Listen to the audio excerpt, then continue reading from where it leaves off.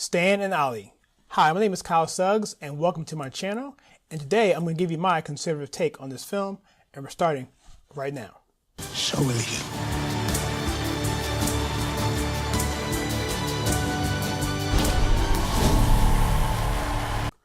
So the way this works is I'm going to give you my review of a 5-category rating, and that's going to translate into a 4-star rating. And from there, I'm going to give you my go, no go, or go with caution advice on whether or not you should see this film. Now, this section will have spoilers, but I will denote that below. So Stan and Ollie is a movie about Stan Laurel and Oliver Hardy, their friendship, and their last part of their careers. They had been together for many, many years. They were successful. They were doing everything right, but they weren't making a lot of money. And from their last film in 1937, they had a contract dispute with their director, Roach. And at that point, they were parted because Ollie did not partake in the contract agreement, and Stan thought that he was betrayed. So for 16 years, they were apart. But money dried up, and they came together on a farewell tour of sorts in Europe. And this movie chronicles that. I find that this film is exceedingly charming because it deals with friendships, it deals with loss, it deals with loyalty, it deals with forgiveness, and I just couldn't take my eyes off this film for several reasons. One, because it is an historical piece, and two, it is a film concerning movies. You get to see the behind the scenes effect of what these films are made, how they're produced, the similarities between that and today. And also you pick up on the aspects of who was behind the scenes in terms of the writing, the directing, and the politics. Another thing about this film that's pretty interesting is the fact that the wives are so much a part of this film. They are integral in this.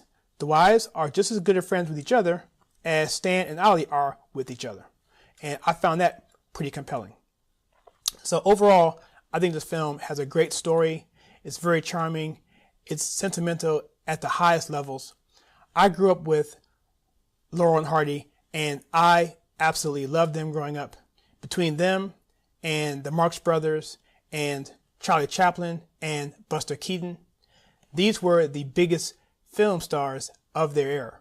So when it came time to give this film a score on the story, I wavered with a 5 or a 6.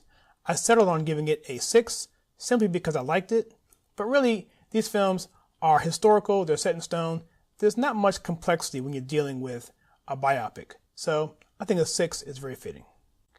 So in the category of emotional impact, I'm going to give this film a 7 simply because it does not have a big enough emotional kick to bump it any higher. There's no really powerful wow moments. There is one that I may mention in the spoiler section, but it was toned down and it allowed the movie to breathe and not really go over the top with the expression it was trying to portray. So in the category of watchability, I gave this film a 9. I didn't want to go crazy, but it was very difficult to be objective on this because I love history, I love Laurel and Hardy, I grew up with them, and I love biopics.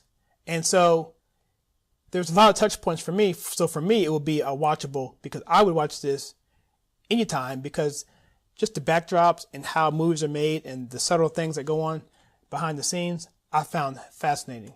And so for you, maybe something different, but a 9 for me.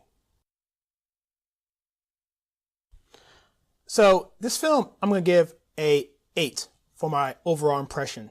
And that's really important because this is the area where I give a film the rating that weights more over it than anything else. You can't put a finger on it, but when you sit back and watch it, you say, you know what? I like that film. And that's why. That's why this is the most important aspect of my rating system. So this is going to jump this score way up, as you'll see in the conservative take section. So for my conservative take, I think this film is fine. I think it's going to be a go. I think also that your family is going to enjoy it. It's got good historical perspective and has a lot of good lessons about life, love, loyalty, forgiveness, and it's very touching. And I think that you really appreciate the friendship that these two guys had and their willingness to admit to one another that you do love each other.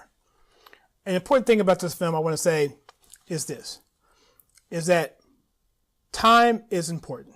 This movie takes you in the beginning of the highlights of their height of popularity.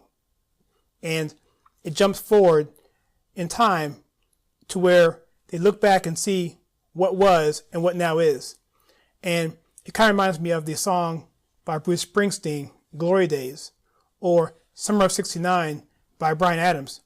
It's a time you can reflect in the past that was once so good and now may not be as such. And so it's a really telling story about aging and relating to the past and accepting what's come before you, and also accepting responsibility for the actions that you've taken. And so there's a lot of life lessons in here. It's subtle. The film doesn't say that up front, but watching it, you can infer that from your own experiences. And in that, it's very timely and very poignant. So the overall score for Stan and Ollie is going to be a 15, which translates to a 3.5 star rating out of 4. And I'm going to give this a go for my conservative take. But the important thing is, what do you think? Did you see Stan and Ollie? Do you want to see Stan and Ollie? Let me know in the comments below.